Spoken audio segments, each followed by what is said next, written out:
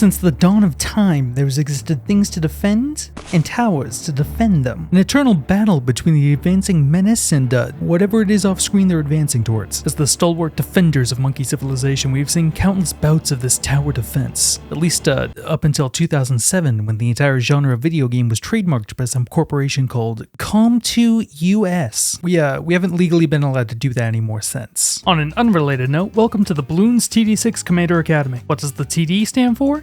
Nothing. It doesn't stand for anything. Those are just some silly little letters the developers decide to add in there for a giggle. Real goofy bunch of guys, those devs. Today I'll be turning you freshwater guppies into formidable saltwater sardines. I'll be teaching you everything you need to know to face the rubber menace. It may seem simple at first. See bloon, pop bloon, acquire monetary compensation in exchange for extinguishing a life. But don't let these first few waves lull you into a false sense of security. For every bloon we pop, 10 more come and take their place. This is a game where the pinnacle of skill looks like this. Can you tell where my mouse is? Because I sure can. And the bloons under those flashing lights are stronger too, because for every round the enemy strengthens and evolves. We're talking bloons with thickened skin to increase HP, dirt-proof armored plating, government-protected sexual identities. Do you know how many years in the slammer you can get if you get pinned with a hate crime? A single one of these things slip through and we're looking at 10 to 15 years easy. I can already see the horror in your eyes. So I just want to assure you, here at the Bloons TD Academy, we are ardent supporters of LGBT rights and would never kill a bloon because of their sexuality. Oh, thank God. That's good. I thought the military was evil for a second. We kill them because they look different than us. Hold on, I have questions. Yes, Jimmy? Why are we fighting the bloons to begin with? Why? Well, because we hate those rubbers, of course. Also, it was demanded by the High Monkey Council, so, you know, we get orders, we follow them. But why do we hate them? I feel like whenever I see bloons, they're just floating around in an orderly line. Have they ever even killed a monkey? That's quite the question, Jimmy. And you know what the High Monkey Council thinks about asking questions like that. Wait, now stop. What are you doing? Now stop! See that, kids? That's what happens when you question High Monkey Command. Good soldiers follow orders. Sorry, sir. That's okay, cadet. I remember when I asked questions. Got thrown into the shredder a couple of times at your age. But you know how I got through all of it? How? I learned my fucking place, Jimmy. Now, does anyone else have any other questions? Yeah, what the hell? I mean, I've been here all this time and I haven't had a chance to kill a single bloon myself yet.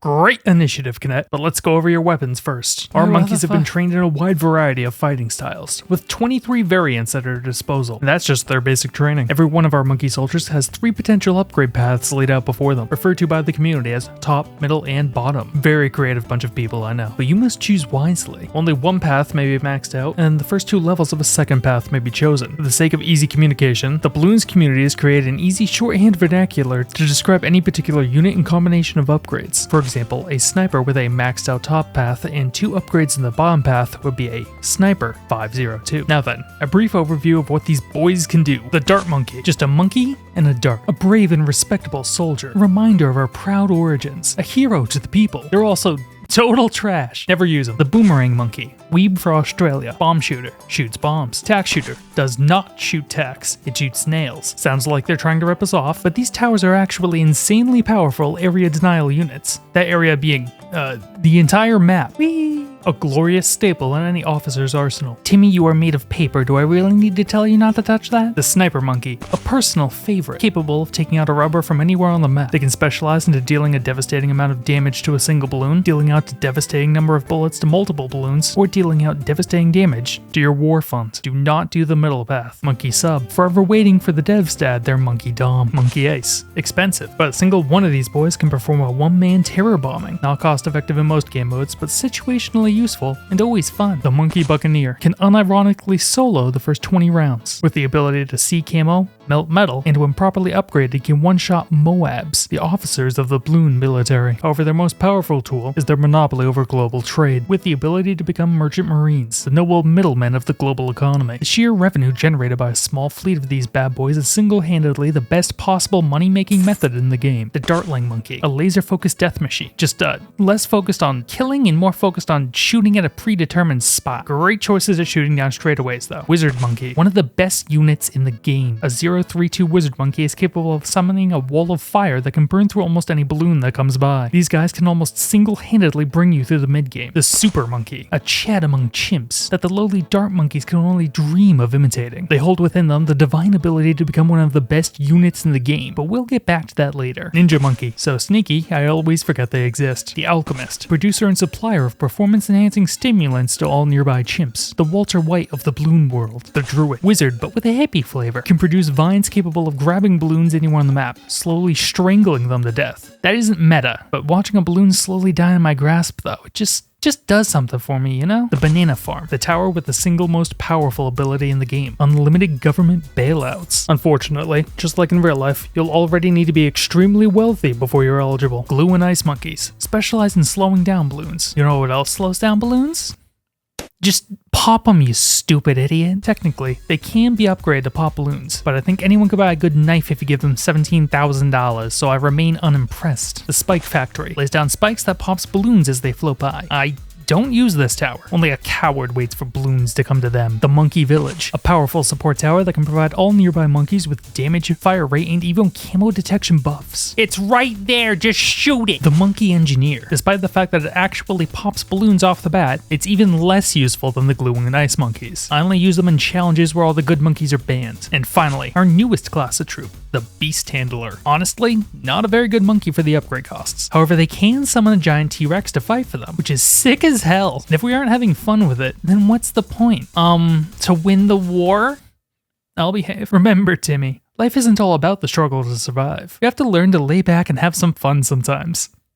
Now then, let's talk about the blood sacrifices. The what? That's right. It's time to show how all those brave monkeys have lost their lives over the years. Wait, we murder our own troops? No. Not murder. Sacrifice. It's different. They consented to this when they showed up for their draft summons. Now, certain monkeys are able to receive powers from having other monkeys sacrificed to them. The best example of this in the game is the Top Path Super Monkey. When upgraded to the Sun Temple, all nearby monkeys will be sacrificed to the tower. The higher quality the sacrificed troops, the better the Sun Temple. There's a lot that goes into how this works, but I'm gonna keep this simple and tell you what you need to sacrifice in order to get the best possible Sun Tower. All you need is 3 different monkeys of 3 different classes, each worth at least $50,000. Timmy, I believe you wanted to get killing out here, correct? Sure you did. Well, I've already set up everything you needed for that Sun Temple, so go ahead and get sacrificing. Here you go. Well, I wanted to kill balloons. I didn't want to hurt our own guys. Timmy, this is the most powerful tower in the game. We're gonna need this if we're gonna win the war. You do want to win the war, right, Timmy? Oh, okay. There you go, Timmy. Go get him, you little sardine. Oh, God. I'm sorry. I didn't want to do this. Great job, Timmy. That's a fine-looking monkey tower. Now I'm gonna need you to do it again, because the Monkey Sun Temple is not the final upgrade. There is another, more bloodthirsty level we can take this to. Sacrifice 4 towers worth at least 50k each, 1 from each class of monkey, and we can unlock the true final upgrade to the Super Monkey, the True Monkey Sun God. Well, what are you waiting for? Go get him, Timmy. Ah, there we go. The True Monkey Sun God, the most powerful tier 5 unit in the game. Too bad you messed it up though. What do you mean? Well, Timmy, you're missing the ancient monkey knowledge required to achieve the true top tier tower. Isn't that your job to teach me that though? Oh, no. Timmy, monkey knowledge is something you have to earn through service. For every rank you earn, cadet, you receive 1 monkey point that you can spend to learn an ancient monkey secret. There's over 100 of them, so I won't go over all of them here. But if you want to create a truly great monkey sun god, you're going to need to earn the there can only be 1 monkey knowledge. From there, the sacrifices you need to make will be all the same. But in the final step, you will need to have the tier 5 middle and bottom path super monkeys on the map when you make the final sacrifice. If you follow all the instructions correctly, you'll unlock the best version of the most powerful tier 5 unit in the game, the Vengeful Monkey Sun God. Don't fret though, Timmy. Your regular Monkey Sun God is still fantastic. Put one of these bad boys down and you can walk away from the game for like 30 minutes and it'll play itself. Look, it even made it to round 182 before losing the battle. I lost? Yeah, that's right, Timmy. I thought you said if I killed those monkeys, we'd win the war. Oh, Timmy. I lied. You always lose if you play long enough. Oh, don't get too bummed out, Timmy. I know it seems rough at first, but us Bloon commanders get some special assistance on the real battlefield. In every conflict, we've been allotted one special assistant in the form of a monkey hero. Let's go over some of the special operatives at your disposal. Quincy, son of Quincy. Nothing gets past my bow. This is the first operative you'll have access to. For all the other ones, you'll need to win rounds and earn monkey money to unlock before you can bench this guy forever and never touch him again. Adora, probably the best hero in the game if you're going for late game, as she powers up alongside your monkey gods. Her special ability is to eat other monkeys to fuel her rampage. What the fuck? Yeah, she shoots fire too. I'd stay away from her. Sada, the swish stab girl. Pretty straightforward, but she solos the early game. Sai can tear apart balloons with their psychic powers. There is no balloon. Yes, there is. They're all over the place. Do your fucking job. Benjamin, the best hero. Benjamin does not pop balloons. He doesn't even work for us. Benjamin is actually just a software engineer remote working for Google. However, he does give us the most powerful ability in the game, passive income, as we get to charge him rent for the privilege of staying and working here. We start him off at a comfortable $80 a round, plus tip. And then there's the other heroes. I don't use those ones. Most of them are pretty lame, honestly. If you figure out a use for them though, let me know. Now then, you're going to need to start earning monkey knowledge and monkey money if we're going to unlock the good stuff. So let's focus on some war games you can actually win. If you want to focus on grinding out those monkey knowledge points first, there's one game that allows you to grind out ranks faster than anything else. First, unlock the Inferno map, and then beat it on easy. Work your way through the war games tree until you unlock the deflation game mode. This game mode is special, since it gives you all the money you'll have to spend up front, meaning that you can set up your final winning combinations of monkeys right at the start of the game. First, place down a 0-2-2 monkey village, then a 0-2-4 sniper, and a 4-2-0 alchemist to buff him right all on this spot. And that's it. Go ahead and let the game idle. These two monkeys will win the game for you every time. I was able to go from title screen to game victory screen in 5 minutes 22 seconds. And for every round you earn 59,735 experience. Now on top of that, you can use your leftover cash to place down any other towers on the map that you want to gain XP on. This will help you unlock upgrades for those towers